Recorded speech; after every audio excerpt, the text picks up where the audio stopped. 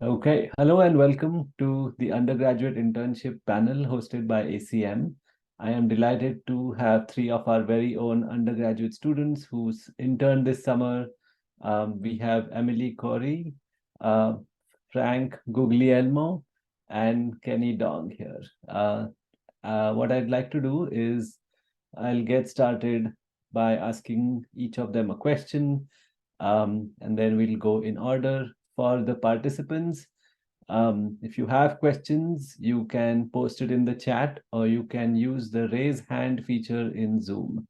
We are all unfortunately aware of how to use that because of the pandemic, so please feel free to use that.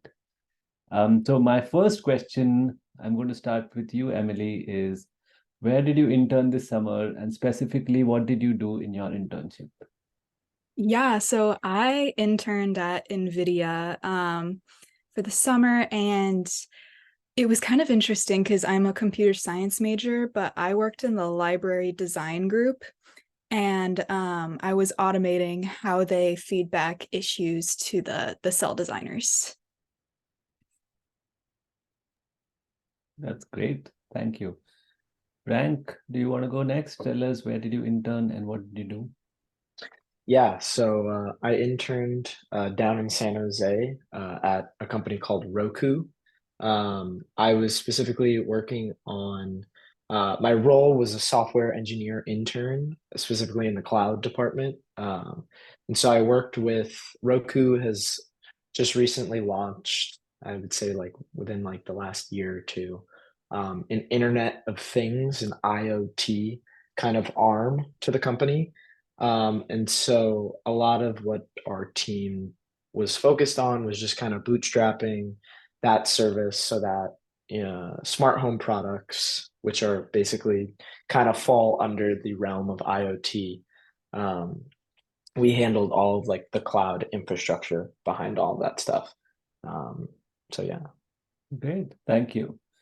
Okay, Kenny, you are next. Where Yeah, did you intern and what did you do?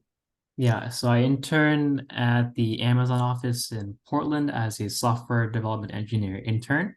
I was returning to the team I worked with in the previous summer, also Amazon. So I was already familiar with the onboarding stuff. So I had two projects this time instead of one. I had the first one was an internal Slack bot. So I had to do like design docs and everything to meet the requirements and get that reviewed.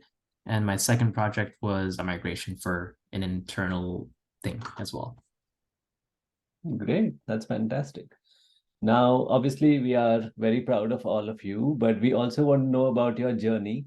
And that's what many of the students here want to know about. So the next question is, when did you start applying for internships? Because we all hear about, oh, you should start, in August or September or anything of that sort. And so the question is, when did you start applying for internships, and what is your most important tip for anyone applying for internships? So we'll go with Emily again.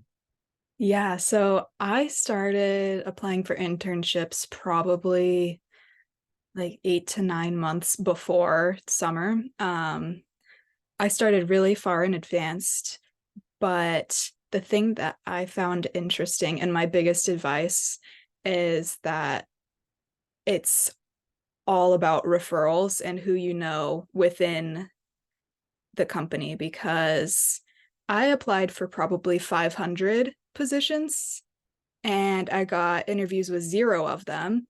I got referred to 2 companies, and those are the only 2 interviews I got. And so it was very competitive. And even like the roles that I felt like I fit in kind of like perfectly for what they wanted. Sorry, that's my gecko, mister. um, uh, Even if I felt like I fit perfectly for the role, they never reached out to me again. I kept a list of all of my applications, and it was actually interesting because the NVIDIA one worked out probably 2 to 3 weeks before I started. So it was very last second. But yeah, my biggest advice is just to talk to the people you know and don't be afraid to reach out, because you need to take advantage of that at this time. Great. That's very good advice. So you actually got your offer in April or May, even maybe. Yeah. Wow. So that was very close to the start date. Yes, it was.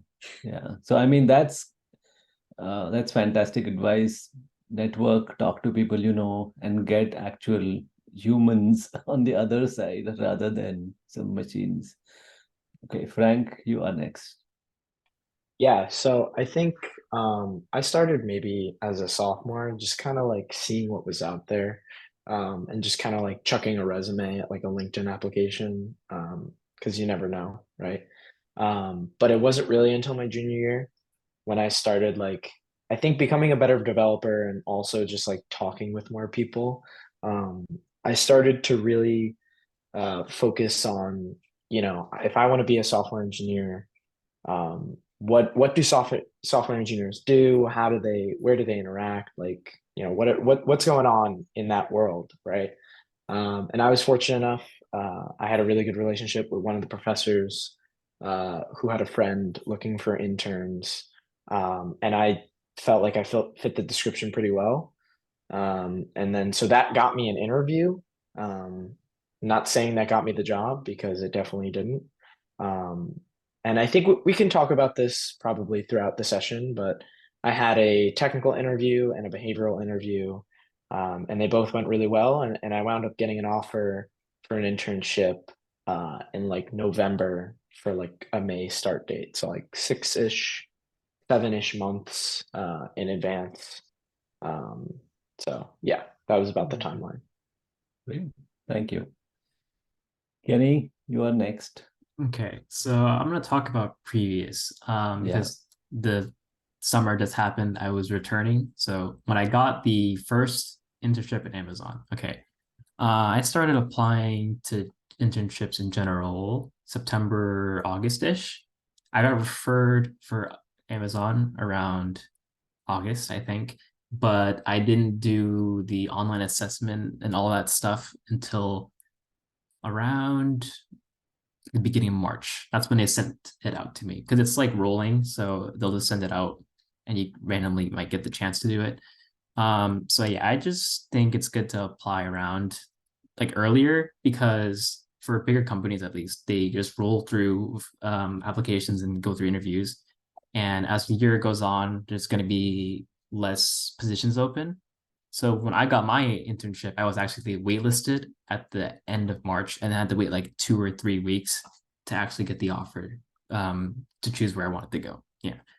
I think number one advice, yeah, I 100% agree with getting referred. If you take career prep, he'll tell you the most important thing on a resume is fingerprints because, your priority just skyrockets on the stack. So you should not waste your time cold calling, like cold applying to like 500 companies and getting no responses. Yeah, definitely get referred.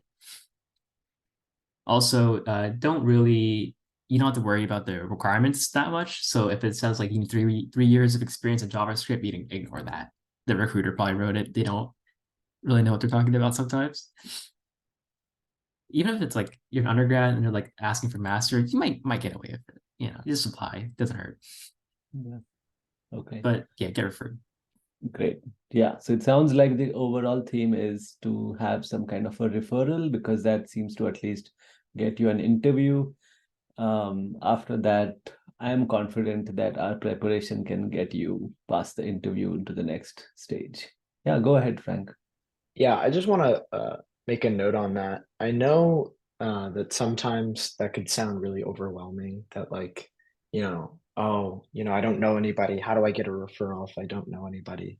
Um, Truth be told, I didn't really know many people before I met my professor who led into this thing. And so I think one piece of advice that I would do and I'm currently doing is SF is really great in the sense that there's a lot of software engineers here and there's a lot of events that go on. And so I know recently this weekend there was like a Python event, I think, Yeah. hosted in Bye. yeah. So I think just surrounding yourself with people who are interested in the same things as you, you just kind of naturally kind of gravitate towards what people are doing, or maybe you meet somebody there who's giving a talk on something that's really interesting to you, or maybe you know, make a friend there just like waiting in line to get some pizza. And you never know, that could evolve into something. And not to say that you've got to like artificially create that relationship, because that's not what it's about. But I think just exposing yourself to others, in a kind of similar discipline and field that you're in, there's really only upside to it, right? And so that's what I would say for people who are maybe slightly overwhelmed when you hear us saying that referrals really made it, work. I think referrals are a great way to get you in the door, but then everything else is true about, you know, actually nailing that opportunity. And with the right practice and, you know, developing your skills, all that stuff, I think, you know, you can set yourself up for success really well. Yeah. I mean, things were a little more active before the pandemic. There is this website called meetup.com where you can go and look for local meetups, and it's not for like casually meeting random people. It's actually for like specific hobbies. And that website also has a lot of meetups about like specific things like Python or like distributed computing or like hardware that Emily will be doing or things like that. So, you know, if you are interested in some of these things, and all of these events are free, you just have to literally show up. And, you know, if you show up regularly, you are bound to make some friends. Engineers love to talk to new students and just kind of welcome them in the fold. So I think, you know, it's not that, you know, suddenly you have to cold call someone and try to make magic happen, but like literally, I think the best part about USF is that we are in such an active network of companies, and we are so close to all of these exciting opportunities that we should make the most of them. Okay, so I think Emily has briefly answered this. This is not to disappoint or depress people, but this is just to kind of give you the amount of effort and scale that you might have to put in to get that interview. So the question is, how many companies did you apply to, and how many companies did you interview with? So Emily, maybe you can just reiterate and then we can Yeah, move I on. can talk a little bit more about that. So just to clarify, it wasn't 500 companies, it was 500 applications. Okay. That would be insane. But yeah, don't waste your time doing that.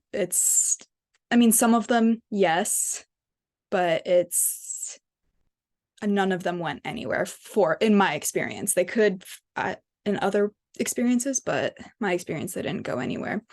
And since I kind of already answered that question, I thought maybe I would talk about my interview process. Is that? Yeah, of Yeah, course. okay. Yeah, so like Frank, I also had a behavioral interview and a technical. And honestly, in my case, the technical, I went in very nervous. But the best thing to be in a technical interview is just honest. Because I mean, there were questions they asked me and I did not know. Because it's a hardware position and I'm a software person. So of course I had no idea. But I thought it was super interesting because I went in knowing that it was going to be hard and that I wouldn't know everything. But I also went in knowing that I'm ready to learn. And a lot of companies are looking for that. I think the reason why they were drawn to me for that position is kind of because I have general background knowledge, but they can specifically train me in the hardware side for what they are looking for. And I don't have any other previous conflicts or anything like that, which of course I'm not saying that you can just get any random position, but that was in my case. And for the behavioral interview, I think my best advice that I that I just really stuck to was answer their question and don't ramble. And don't be afraid to ask questions. Be straightforward with your answers. And just, be yourself, that kind of stuff. But yeah, rambling kind of makes it seem like you don't really exactly know what you're talking about. So sometimes. So yeah, that was my biggest advice for the behavioral interview. And also, one more thing, researching the company before the behavioral interview, because chances are they're going to ask you, what do you know about NVIDIA? Why do you think you would be a good fit for these companies' values? And so it's important to research them before your interview so that you don't get like confused or stuck. Yeah, that's really good advice. Actually, I have spoken to many hiring managers who say that most people do not do any research before their interview. And when they ask, hey, do you have any questions for me? They are like, no, I'm fine, all good. And generally they are like, do you know what we do? And they are like, no, I have no clue of what this company does. And so the advice is that you should prepare at least one or two questions. But I'll let Emily answer. Yeah, that's a super important part, is asking them questions. I completely agree. You need to ask questions, even if you already know the answer. It's it's good to ask those questions to show interest in the company. And in my case, I really wanted a return offer. And so I started off my interview process by saying, or by asking, if this is a potential return offer, like that, how can I turn this into a full-time job? And that plants the seed in their head of like, oh, okay, so she really wants this full-time job. And yeah, and I think that's really important. Yeah, I mean, people say at least, people are so frustrated. They are like, at least go to our Wikipedia page and read it once, like people don't even do basic research. You can ask like technology questions, like what does your tech stack look like? What does your day look like when you're working at the company? How many people are in the team? Like a bunch of these questions can communicate that you are genuinely interested in the company and the internship. So that's a very important piece of advice. Thanks, Emily. Okay, Frank, how many companies did you apply to and how many companies did you interview with? Yeah, so I'll quickly answer this question, and there are also some things that I want to add to Emily's point. I think she made like an amazingly amount of great points, and I just want to like hammer those home. But first, to answer the question, I applied to about like 20 or 30 companies. I had done like maybe one or two online assessments with the companies, didn't hear back. I think a lot of us can probably attest to that. But the main one, the one that I wound up interning at, that was the only one that I interviewed with. So I was super fortunate to have a one for one interview to offer ratio. And that was, had that behavioral interview with the kind of my manager, my soon to be manager. And it was really great because I had already met him before, and we had already talked, and he had already kind of knew me and what I was about. And so we kind of just like chatted for a bit. Uh, and we wound up going the entire length of the time, just like geeking out about whatever. And then I had my technical interview, which I thought was going to be like, some leak code hard problem that, you know, everybody gets a little nervous, right? And to be hit with, a leak code hard problem, sometimes even, just when you're chilling, doing them on your own time, they're tough. But fortunately, my question, it was not as bad as I thought, and it was related to the company and like some of the things that they think about, right? And give a little secret. It was essentially just like imagine since the position was for like the IoT department, and so it's a lot of like smart home stuff. It was how would you code one of our like Wi-Fi light bulbs? So I was like, that's interesting, right? And so it made you think about what you'd actually be doing at the company rather than some random, like fizz buzz question, right? Like, can you do this thing? That doesn't really tell who you are and if you'll be a good fit for the role. Um, so yeah, uh, that I think that sufficiently answers the question. But I also want to reiterate what Emily said about asking them questions. And also, I would write this down. I think this is like the best question to ask, and it can be used for anyone. One of the questions that I asked was, how would you define success in this internship? And like Emily said, it frames and it puts that seed in their mind that like, oh, they want to be successful at this, and it already thinks that you did a good job. Like it makes people think, oh, they're gonna smash this out of the park, right? And this is before we even get an offer, right? It's like, oh, they're thinking about the long term and they're thinking about how they can excel at this position. And that's something you can use for any of the companies, right? Like, what does success look like? How can I know that I'm doing a good job? And a lot of times that could be, well, success is, we give you a project and you smash that project out of the park and we give you a return offer. That would be success. Or maybe success looks a little bit different. But now you have some clarity on what success looks like. And also for them too, they're actually thinking about, Frank, success. This is what we think he can bring to the table because he's asking us this. And definitely about the company too. Definitely do, and I mean like 10, 15 minutes of research for before the interview. Um, you know, Figure out what is this company. Because listen, we all want a job, right? And so we'll be applying to a lot of different places. Some places we have never heard of, right? But maybe they're pretty cool and we just don't know yet. And it makes it really comfortable with you and the person interviewing you when you both kind of have an idea of, what the work is going to be like. Um, so yeah, long answer, but No, that's that's a little great. bit of the gist. That's awesome. I mean, I guess the only caveat I would say is don't show up with like 15 questions.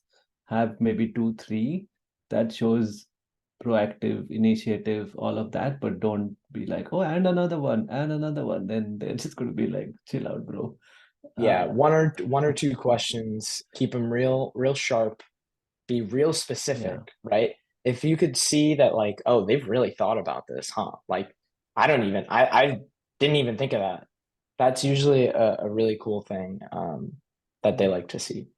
Yeah. Emily's Yeah. bank of questions is great. Go ahead, Emily. Yeah, sorry. One of the questions that I asked that I got the biggest reaction out of, I did put it in the chat. I put my bank of questions that I just kind of pulled through for interviews. But I starred the two that got the most reaction. But I think the best way to end an interview, at least in my case, was to ask the question, do you have any concerns about me or my resume? And being open to that criticism and responding to the criticism in a very calm and collected way. You can't just be like, what the heck? But I asked that question at the end of both of my interviews, and both of the interviewees were like, oh, I don't think so.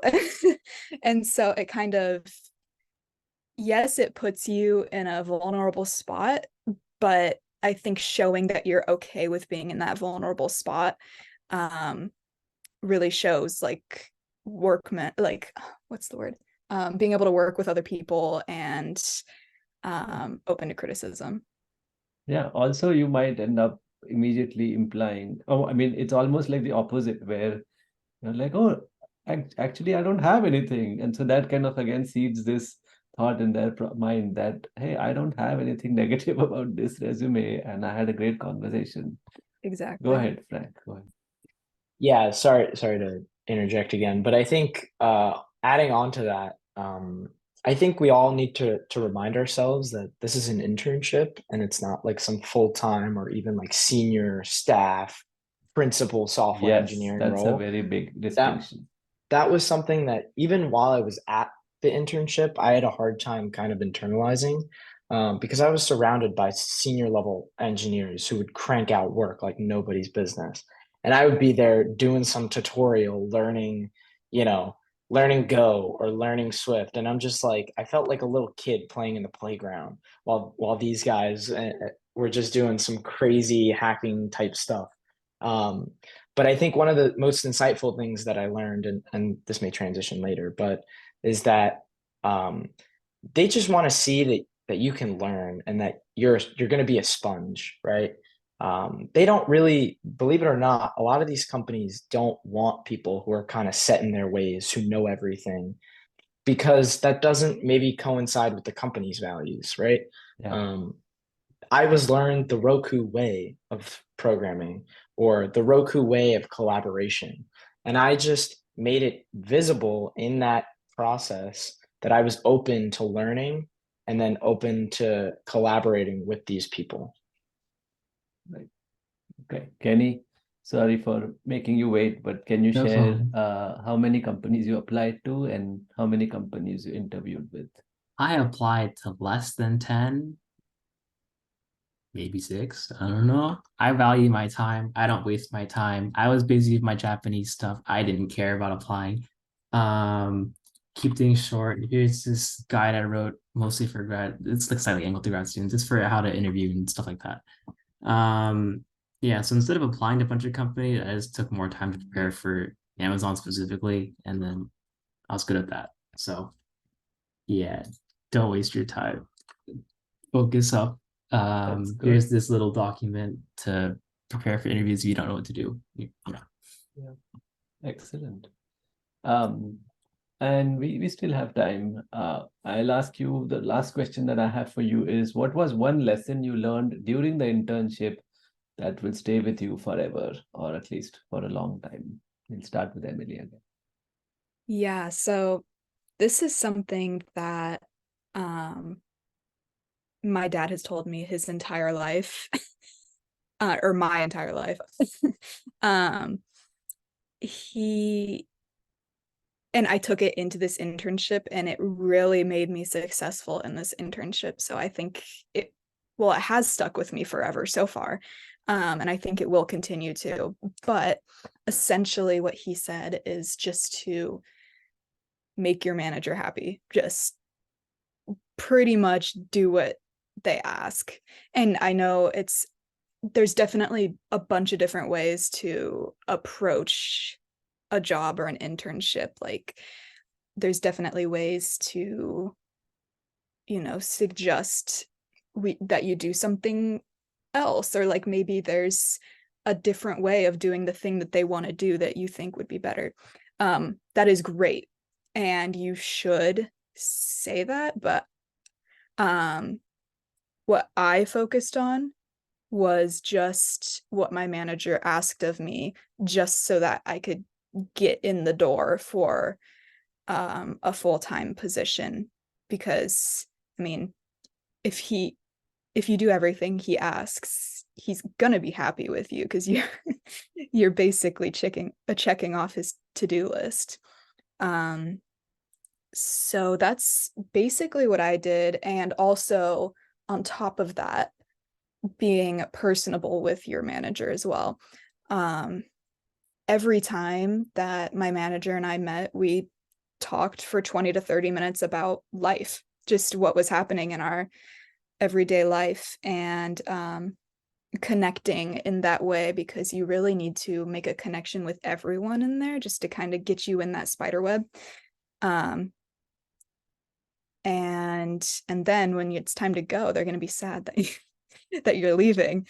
And so when you make that connection with everyone, they're going to want you back. And that's my biggest tip, is just make the manager happy and connect with everyone so that they want you back.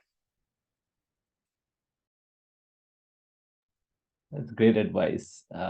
My boss once told me that hiring is such a nebulous process, that he said that I go into an interview thinking, will I be able to tolerate this person every day? Will I at least will I be able to have a normal conversation with them? Because at some point, the work gets done, but like you don't want somebody who is difficult to work with. And so these conversations, we as computer scientists think very little of them usually, but they are actually quite important. Okay, Frank, you're next. Yeah, I would say one of the things that I will take with me um, outside of everything is the importance of, and I know this is slightly contradictory to what a lot of us say in the whole teaching realm, but asking good questions. It's very easy when you get in a new company to not know anything. And so you'll naturally have questions, right? And I think it's important to note the questions that you require to be asked to like other people and questions that you can solve on your own. One of the things that I think was really key in my internship was we would have these things called stand up where like our team would, all talk about what we're working on and what we need to get done. And a lot of the times they would be saying names of things that I had absolutely no idea what they were. And one of the things that I did was I had my little notebook with me, my little Roku notebook that they gave me, and I just started writing down the keywords and the things that they said that I didn't know and things that I can go after stand up on the company computer and just be like, okay, what is this thing? Right. And so by the next time we meet, when they say, because in 2 days, they're probably working on the same thing, you know what that thing is now. And you can ask questions about the thing. And they're like, oh, how do you know what, Kiali is? I said that like once. And I was like, well, you said it once. I wrote it down. I figured out what it is. And now I have questions about it. That's a much better question than just saying, oh, what's Kiali? Right. Um, so I think being able to learn quickly and just write things down and ask good questions is a skill that you'll develop over time for sure. But you'll find, especially if it's a full-time internship, you're gonna have some spare time within that 40 hours, right? Like a lot of my work was researching a little bit, half researching, half coding, half just like downtime to just, talk with other people at the company or, I don't know. I did a little snooping of all the company documents because I was just like, this is a thing that our team uses. Let me figure out what this thing is. Sure. And so filling that time wisely is very important. And something that I think we all have an incredible amount of access to things that we don't know about. And knowing when to ask those questions to the right people is really important because you don't want to ask so many questions that you're bothering those people from getting work done. But you also don't want to ask no questions because then they think that you know everything or that you're too scared to admit that you don't know anything. And that's like, I would say that's a little bit worse, So it's okay to ask some dumb questions. Don't get me wrong. Be like, hey, what is, what is Go? I've never worked with Go or something. Like it could be as simple as that. But then showing that you can learn, okay, you told me what Go is. I'm going to go investigate that and I'll come back. And if I have any more questions, we'll talk about it. But you shouldn't really be like, oh, let's go with this, with that. Keep it, I don't know. Yeah. That's one thing that I would say. And That's great. Yeah. Actually, my tip for everybody is to have a notebook and take notes in front of other people because then you remember to look up those things that you don't know. And I found that it also makes a difference in terms of people thinking, oh, this person is taking notes, they are serious about this, rather than, oh, yeah, whatever. And then you'll be like, what was that you said again? And you're like, bro, we talked about this. You should have taken some notes. Okay. Kenny, you are next. Yeah, okay. I think I'm gonna say two things. Okay, so I Sure. think it's important to recognize that your team is like, a team. So it's kind of going on with like what Frank said. You are going to have a lot of new things you don't understand. You should probably take some time, try to do it yourself, learn about it, and as soon as you get stuck or like, sorry, when you do your when you do your due diligence first for a problem, then you should probably reach out if you get like stuck, I think. Because it shows that, hey, you can just go up to or you can message your team member, hey, here's what I've tried, and here's my problem. Do you know like what I'm not doing right? That kind of thing. So it really shows you're covering all your options. You know how to solve problems for a lot of other things. And yeah, it also helps to document that a lot too, because it might come up again. At the end of my internship, I documented like everything I did, like a lot of the uh, like external team things, communications I had too. So like my manager and my other members of my team were like aware of the like research I did and like what documentation I had down for these weird specific details and things like that. Um, and yeah, so like don't feel afraid to reach out to someone. You probably just ping your teammate and they'll be down to like give you a one-on-one and help you figure something out, like pair code. And don't think that your team, the people you're working with, okay, you're not only working with your team, right? You usually have to reach out with external teams for like different services or products if you're working in a larger company. So be prepared to make actual connections with people because you're not just limited to the 6 people or wherever on your team. In both my internships, I had to frequently work with people outside of my team and I had to stay in contact with them the whole time to make sure these pipelines didn't break or these changes were valid or I'm not missing any steps in their review processes and things like that. Yeah. That's fantastic. I mean, I just want to add a little more context to this before we open up for questions from the participants. So in my experience, what Emily said has been true, right? Like when I was an intern, they were like, oh, Alark, why don't you just quit your PhD and stay with us forever? You don't have to go back. I mean, like that's the kind of feeling you want. Like they should really just miss you after you go. That means you've done a good job. In general, I would say your internship is basically a 3-month interview. They are literally interviewing you for 3 months to see if they want to hire you full time. So, put your best foot forward, be ready to learn. From the point of view of the company, it's actually not a very big investment. They are like, yeah, it's just 3 months salary. It's not a full-time position, so they are not like stuck with you forever. So even if it goes badly for them, it's like, yeah, Alark wasn't great to work with, but we won't give him a return offer. Or like Emily was great to work with. We really want her back. Let her finish and let's get her back into our team as soon as possible.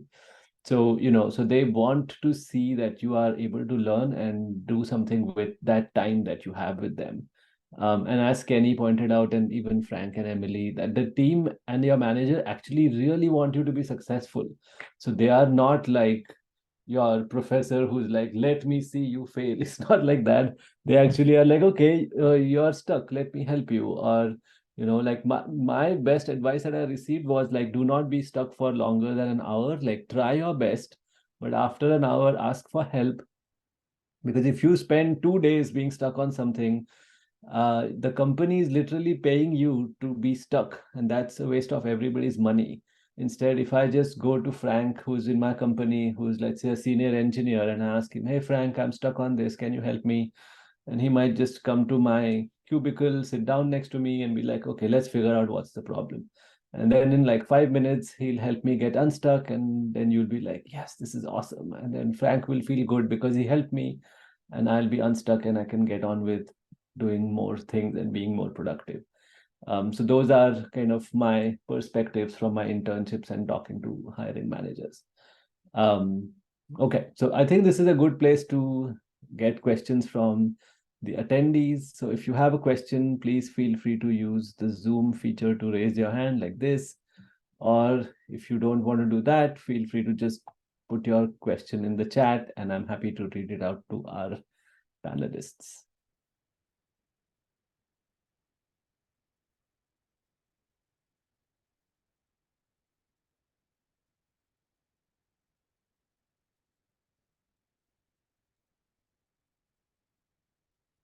Slow down, I can't handle all the questions that are coming in at the same time. Okay, how do you find your first internship? Harry asks. Does anybody want to take that? I think we've kind of addressed it a little bit, but if anybody wants to try. Yeah. Yeah, I can cover it. I think I found my first internship just talking with people. And then it's almost kind of like an afterthought where it's like you meet somebody and you're talking about stuff and you get along and then it's like, oh, hey, by the way, like, are you looking for an internship? Or you could be like, hey, I'm looking for an internship. Do you know if anybody is hiring? And there's a chance they're like, oh wait, I actually do know somebody that's hiring. And then, so you kind of build that rapport with people and then you find out that they are hiring. Sometimes people are like really transparent about it, where it's just like, yeah, we're really looking for people. We're having a hard time filling the position. Do you know anybody? I'm like, do I know anybody? I know myself. I know I'm a person that would want this. So yeah, sign me up. That's kind of like how my first internship went. I met with my now man or my then manager at the time. And like at the end of the conversation, he's like, so yeah, I'm hiring if you know anybody. And I'm like, here's my resume. Let's set something Where up. did you meet this person, Frank? I think maybe that's another bit of Yeah, context. so I took John Ray Hoy's CS 256 career prep. And one of the guests that came in was again my then manager at the time for Roku. And it just kind of happened. We had the whole talk. I asked questions. Um, you know, and then he was like, yeah, we're hiring. You should definitely hand me over a resume. We'll see what we can do about getting you an interview. And then we'll go from there. And I was like, all right, cool. Yeah. And so I sent it That's to great. him like that night. And, I think I heard back within like a week or two about an interview, did the interview, a week or two later, I got a call for an offer and everything was set up from there. Yeah, that's great. Thank you. Yeah. Yeah, Kenny. Adding on to that, so if you don't have any direct connections for referrals, one level down from that, I would say, is just ask professors that you're close with. They can probably try to help you find connections. They know a lot of people. And then like another step right below that, between like just from cold applying and getting a professor to help you is LinkedIn. Because if you are interested in a specific company, you can look it up, and then on LinkedIn it'll tell you, hey, these USF alumni work here. If any of them like live in the same city as you, or probably might be in SF still, you could probably like, message them and ask to just meet or talk about their job. You don't have to ask for referral or anything. Just like have an actual conversation, engage with them, get to know them. If it goes well, you might be able to ask, but you're not trying to get a referral directly, but it can help you get a lot more information about a company, like what you might expect, see if they're a good fit, and then apply if you don't get anything else from that. Yeah. That's good But advice. That's great advice, Kenny. Because I think, anytime you ask someone directly for an internship and they don't know you, they're going to be like, no, that's going to be their knee-jerk reaction, right? Like, whereas if I call up Emily and I'm like, hey, Emily, you are a USF alum. I'm a junior. I'm in Phil Peterson's class. Suddenly, like that connection between the two of you of having gone through Phil's class, suddenly she remembers that. And she's like, oh yeah. And then if you ask, can we just meet for like 15 minutes or half an hour? And if it's, today's day and age, everybody is willing to meet over Zoom because there's no commuting involved. If that person is willing to host you or meet you for coffee or something, then say, can I buy you a cup of coffee? I can come to your company and meet you for a few minutes, and you're investing time in your own career. So, you know, take an Uber, take the Muni, go and meet that person at their company if needed, because that's going to make a longer difference than, shallow connections that, you just like the things that they do on LinkedIn and that never amounts to anything. So these are actually called informationals. They are where I reach out to, let's say, Frank and say, hey, Frank, can I have an informational session with you where you tell me about Roku and what kind of work you do? I'd love to be connected with you. That's it. You're not asking about for an internship, nothing. You're just building your network. And as Kenny pointed out, we are all happy to connect you with people in our network. So, if you find out someone I'm connected to, on LinkedIn, you can just come to me and say, hey, Alark, I noticed you were connected to so and that person works at Uber. Can you please introduce me to them?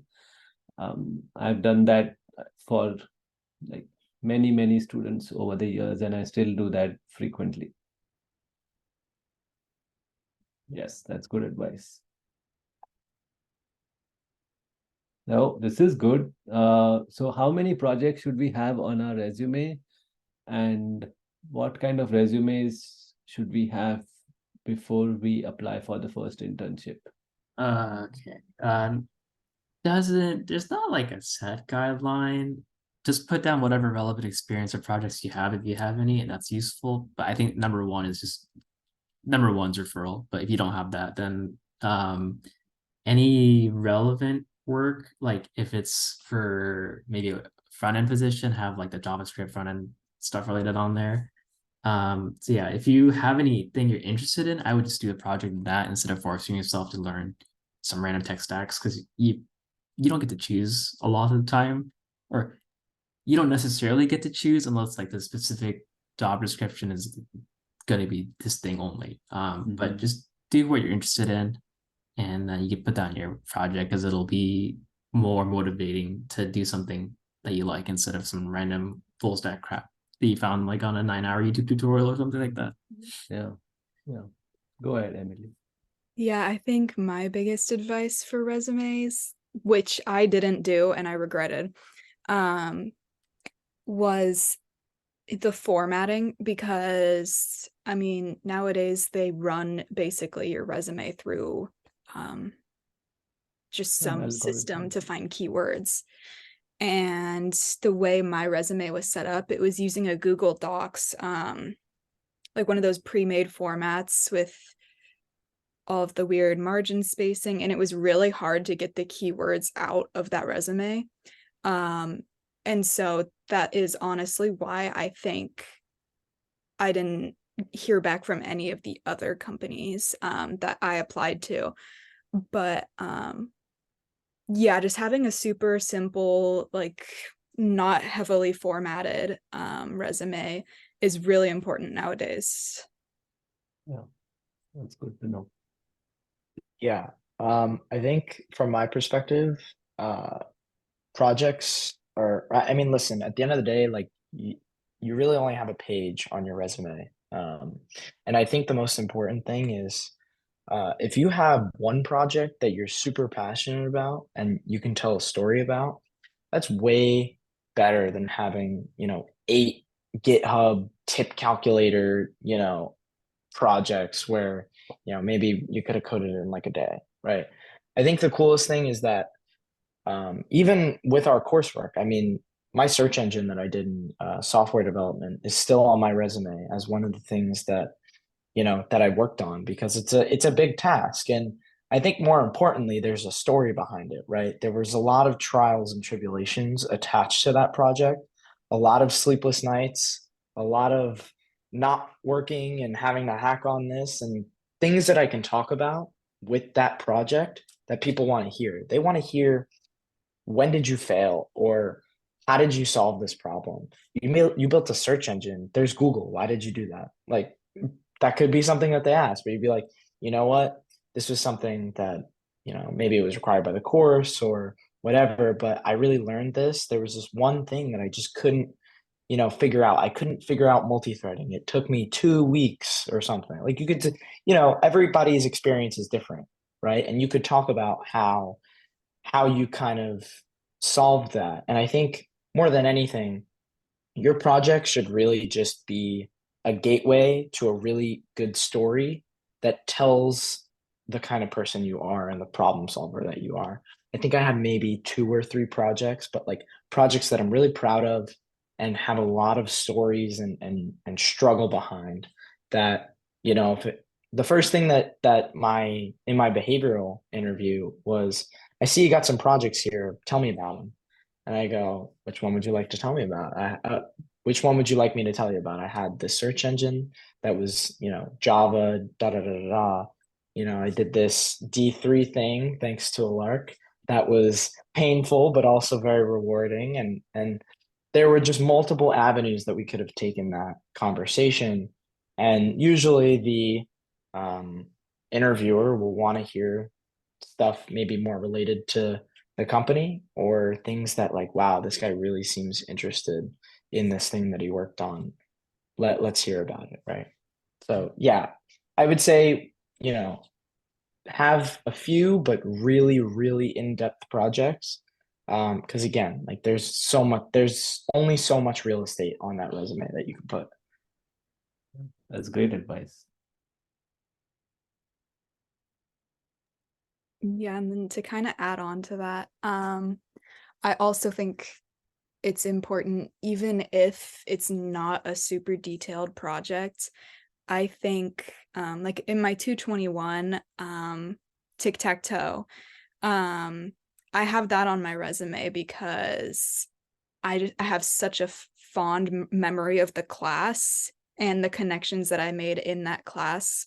And that is another important talking point that you can bring up. Of course, you can talk about the code and all that stuff, but I put that on there purely because I made lots of connections through that project, and that ultimately got me the TA position for 221. And it's just nice for them to have that backstory and show that you can connect with people through your code.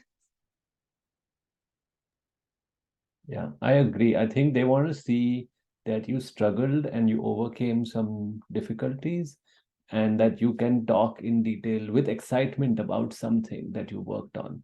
And so I feel like that's something they want to see, right? Like something you can do in a couple of hours is not something that they're excited about. They want to see something that's difficult and that took long, not just something that was quick.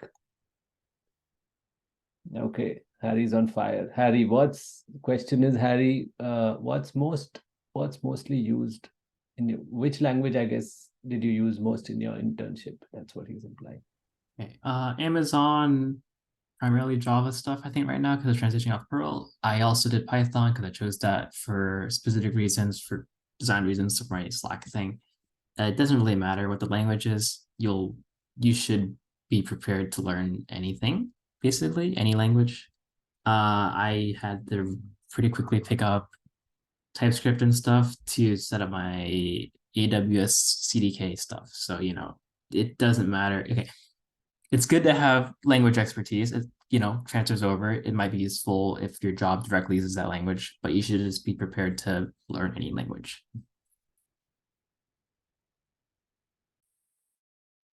Yeah, my internship was mostly two languages. It was Swift, and Go. They were two languages. I mean, Swift I had done a little bit of like playing around with, but Go was brand new to me. And so you kind of are forced to learn when you get there, right? I had a large Java background just because, I grew up learning Java through school. But you have to take, like Kenny said, it's good to have mastery in one language, but you got to be able to pivot. And I think it's also good to aim for whatever language that makes the most sense to you and that you enjoy coding in, right? Because listen, you can learn a little bit of each language, but at a certain extent, they'll all do the same thing.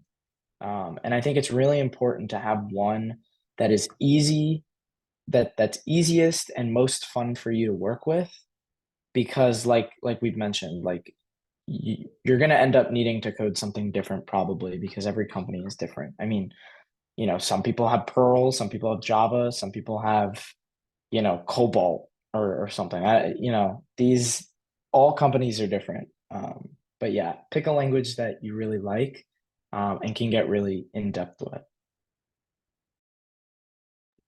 Yeah. And for me, NVIDIA, the hardware side, uses all Perl and some shell script.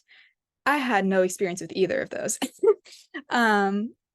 So in my experience, honestly, what I found was the most helpful for me looking back was having lots of experience in in a bunch of different, or little experience in a bunch of different languages, so it's a little bit opposite of Frank's, because they were set about using Perl, and they didn't want that to change, although it will change when I go back, but I don't know. It's I think moral of the story for me is just that having been able to learn so many different languages before the internship made it so that it was super quick for me to pick up Perl and shell script, and I'm not like super stuck in the ways of like one language like C or something, because if I was stuck in C, Perl would not have been fun. No. And I was kind of stuck in C before, so yeah, I think just learning a lot, or a little about a lot of languages in my case, was very helpful. That's great. I was just going to say they'll actually give you time to learn new things on the job as well. And you get paid for it. Yes, which is the best part of it. Go ahead, Frank. Yeah, I know we're at time, but real quickly, I think in my experience, one of the things, and this is honestly one of the beauties of, I'm gonna say what we're probably is not good, but I use Chat GPT a bit, mostly to explain concepts in the sense of like, I knew a lot about Java, and so whenever I would hear things, I go, okay, what's the Java equivalent of this? I'm like, oh, I already know what that is because I had mastery over the Java language. I know Emily makes a really good point about her experience, but I think from my like mastery perspective, it's really easy to context switch because I know the Java equivalent, and thank God ChatGPT came out. It can understand concepts very well. Never use ChatGPT to like copy and paste code. It is very bad, but it's very good at contextualizing things that you already know, but just in a different flavor. Go ahead, Emily. Yeah, and this will be quick too. In my group chats with my people that I worked with, my team, when they ran into an issue, the first thing someone said was, "Have you tried ChatGPT?" So I think it's a great resource, as long as you, like Frank said, don't use it solely to write your code. It is used a lot in the industry, at least in my experience. I don't know what other companies use, but with the hardware side, they don't know as much about like software coding, so they would just kind of run it through ChatGPT, and that was their way of problem solving sometimes. Great. Well, we are a couple of minutes over our scheduled time, so I just want to thank you all for your time. Thanks, Emily. Thank you, Frank. Thank you, Kenny. This was super useful and hopefully helpful to all the attendees. We will record this and put it up somewhere else for people who couldn't make it to watch and learn from. We wish you all the best in your careers ahead, and we look forward to staying in touch with you. Thanks, everyone. Bye. Thank you, Thank Alark. you.